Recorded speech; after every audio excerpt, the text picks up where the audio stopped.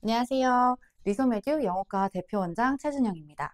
오늘은 지난 시간에 이어서 두 번째 강의, 비동사의 완전 정복을 한번 해보려고 합니다. 우리가 품사랑 문장의 성분과 그리고 문장의 형식에 대한 이야기를 나눴고, 이제 세부적으로 들어가서 각각의 문장 성분에 있는 품사들이 하는 일들에 대해서 조금 더 뜯어볼 예정인데요. 문장 성분에서 좀 가장 중요하다고 볼 수 있는 동사부터 들어가려고 해요. 그 중에서도 오늘은 비동사에 대한 이야기를 좀 나눠보도록 하겠습니다. 비동사 같은 경우는 여러분들이 다 알고 계실 확률이 좀 높습니다. 비동사 같은 경우는 am, are, is로 나눠져 있고요. 해당 비동사의 긍정문, 부정문, 의문문을 만들어 볼 거고, 두 번째, 거기에 더 나아가서 시제에 대해서 조금 이야기를 하려고 해요. 그래서 현재형과 과거형, 거기에 더해 진행형까지 한번 이야기를 해볼까 합니다. 이번 시간에. 다 보시면 오늘의 목표입니다. 비동사의 형태에 대해서 알고 역할을 이해하는 게 먼저예요. 그 다음 두 번째는 각각의 비동사의 긍정문의 형태, 부정문의 형태, 그리고 의문문의 형태를 아는 겁니다. 그 다음 세 번째, 비동사의 시제 변화에 대한 이야기를 좀 하려고 해요. 그래서 현재형, 과거형을 구분하고 여기에 덧붙여서 뭐도 한다? 현재 진행형. 요거까지 한번 이야기를 해보자입니다. 그래서 제일 먼저 보시면 비동사의 이해부터 이야기를 좀 해보도록 하겠습니다. 비동사라는 거는요, 주어의 상태나 존재를 나타내는 동사가 비동사입니다. 그래서 해석을 어떻게 해요? 라고 물어보신다면 뭐뭐이다, 뭐뭐가 있다라는 표현으로 해석이 돼요. 근데 우리가 조금 더 나아가서 나중에 동사를 하게 되면 비동사 뒤에 다른 동사들이 붙게 되거든요.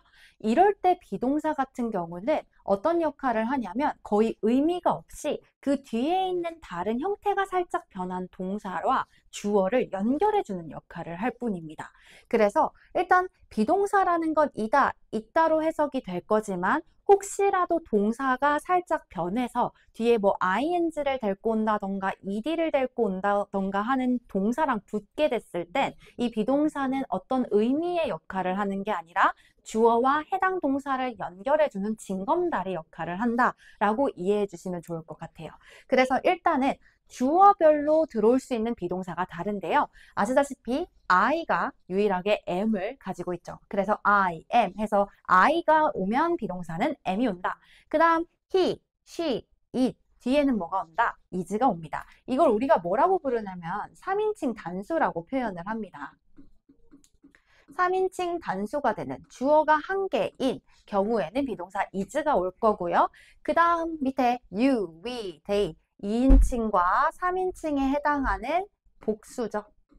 이 복수 주어에는 뭐가 온다? are이 옵니다. 여기서 하나 알고 가셔야 되는 거는 you 같은 경우는 너, 당신이라는 표현으로 단수로도 올 수 있지만 너희들이라는 복수의 표현으로도 you를 쓸 수 있다라는 점, 그거를 기억하시면서 비동사 are이 올 수 있다라고 생각하시면 됩니다. 그래서 I 뒤에는 am, 3인칭 단수, he, she, it 뒤에는 is, you, we, they, 2인칭, 3인칭 단수 복수에는 are이 온다. 이렇게 보시면 됩니다.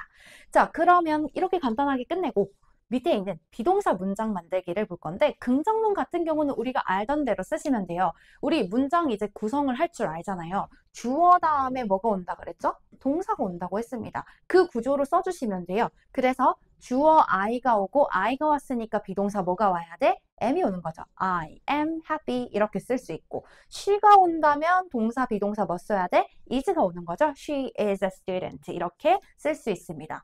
근데 여기서 부정문이 들어가요. 부정문 같은 경우는 not을 붙여줄 건데 이 not의 위치를 어디에 쓸 것이냐라고 하면 not의 위치는 반드시 누구? 비동사 뒤에 오는 겁니다. 비동사 뒤에 not을 쓰는 거예요. 그래서 I am not, she is not, they are not 이렇게 써주는 거죠.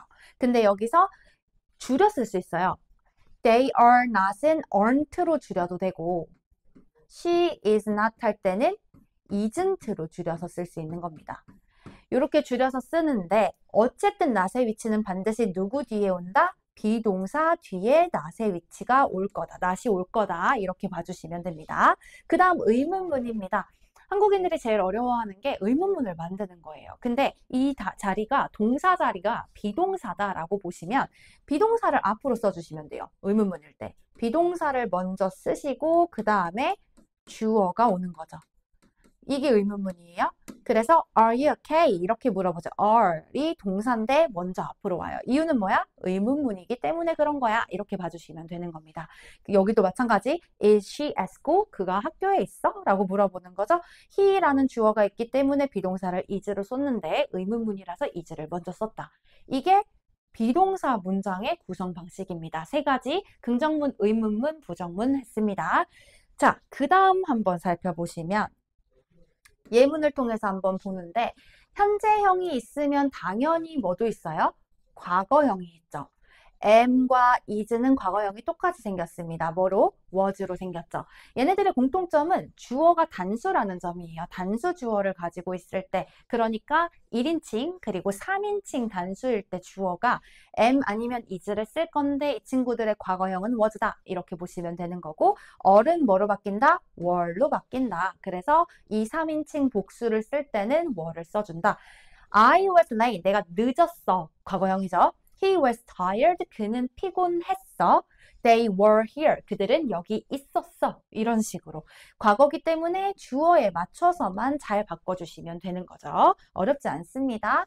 그 다음, 제가 더 나아가서 우리가 과거형뿐만이 아니라 진행형까지도 좀 알고 가자라고 아까 말씀드렸는데 진행형이라는 거는 어쨌든간 무언가를 하고 있다. 또는 하고 있는 중이다. 이렇게 해석되는 친구죠. 그래서 보시면 진행형이라고 하면 무턱대고 우리 현재 진행이 어떻게 써? 라고 물어보면 대부분 그냥 ing 써요 이렇게 말씀하시는데 현재 진행형이라는 시제를 물어본 거잖아요. 시제를 물어봤으면 당연히 동사가 필요해요. 그냥 ing는 동사가 안 되거든. 그럼 누가 동사겠어? 비동사가 동사겠지. 반드시 비동사 플러스 ing가 진행형입니다. 라고 생각해 주시면 돼요. 현재 진행형이면 비동사의 시제는 뭐가 될 거고 현재 시제가 될 거고 과거 진행형이면 비동사의 시제가 뭐가 될 거야? 과거가 될 거야. 비동사 과거. 그걸로 뒤에 뭐만 붙여준다? ing를 붙여준다. 그러면 I am studying now. 나 지금 공부하고 있어. 나 지금 공부하는 중이야. 이렇게 해석이 되는 거고 She was watching TV. 그녀는 TV를 보고 있었어. 그녀는 TV를 보고 있었던 중이야. 이렇게 해석을 해주시면 되는 겁니다. 이때 제가 아까 말씀드렸던 거 혹시 기억하시는 분이 계실까 하는데 비동사가 이다 아니면 있다라는 존재를 나타내는 동사다라는 말과 함께 제가 혹시라도 이 비동사 뒤에 ing라던가 ed라던가 하는 동사를 살짝 변형한 친구들이 나오게 되면 이 비동사는 의미를 가진다기보다는 주어와 동사를 연결해주는 징검다리 역할을 할 뿐입니다. 라고 얘기했던 거 기억하시나요? 여기가 바로 그게 적용이 되는 구간인데요. 보시면 study 공부하다잖아요. 그 뒤에 뭐가 붙었어요? ing가 붙었습니다. watch 보다란 뜻이잖아요. 뒤에 뭐 붙었어요? ing 붙었어요. 이렇게 동사를 살짝 변형해서 온 친구들이 비동사 뒤에 있다면 그때 우리가 am과 was를 이다 또는 있다로 포함해서 해석하지 않죠. 사실은 내가 지금 공부한다라는 거고 사실은 그녀가 TV를 봤다라는 거거든. 그러니까 동작, 상태를 설명해주는 쪽은 비동사가 아니라 뒤에 있는 ing 쪽이에요. 이게 제가 아까 말씀드린 그 뜻입니다. 얘는 의미가 따로 없어요. 해석상에서 말하는 겁니다. 해석상에서 의미가 따로 없고 주어와 동사를 연결시켜주는 연결고리일 뿐입니다. 그래서 여기서 비동사의 역할은 다만 문장에서는 동사가 필수적으로 필요한데 그 동사를 끼워 넣어준 것일 뿐이다 라고 기억하시면 조금 쉬울 거예요. 뭐가 쉬울 거냐면 심화 과정으로 갈수록 비동사를 이해하시는데 쉬워질 거다라는 의미입니다. 그래서 ing가 왜 필요해요? 그럼 그냥 동사를 쓰면 되지 라고 하실 건데 우리 시제 표현하려면 어쨌든 간 진행임을 강조하고 싶은 건데 그래서 ing를 꼭 써야 하는 거거든. 그럼 동사를 따로 또 써줘야 되는데 그 동사는 의미가 딱히 없는 연결성만 주는 비동사를 끌고 오는 거죠. 그래서 진행형 앞에는 비동사를 쓴다. 이렇게 같이 봐주시면 좋을 것 같아요. 자, 그러면 예문 분석으로 한번 가보도록 하겠습니다. 여기서 I의 뒤에 와줘야 하는 비동사가 무엇인가를 물어보는 거죠. I 뒤의 비동사는 뭐다? I am a teacher. 이렇게 가는 거죠.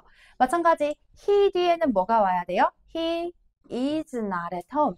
비동사랑 주어. 여기 짝꿍 잘 맞추고 있냐라는 걸 물어보는 거.